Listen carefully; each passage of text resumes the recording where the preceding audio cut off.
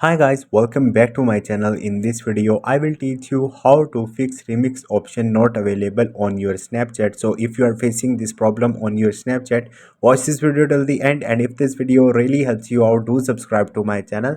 So as you can see, when I open my Snapchat, go to my following, and let's suppose this is the snap I want to remix. As you can see, snap remix option is available here. Simply you have to go back, open your Play Store, and here you have to search for the Snapchat.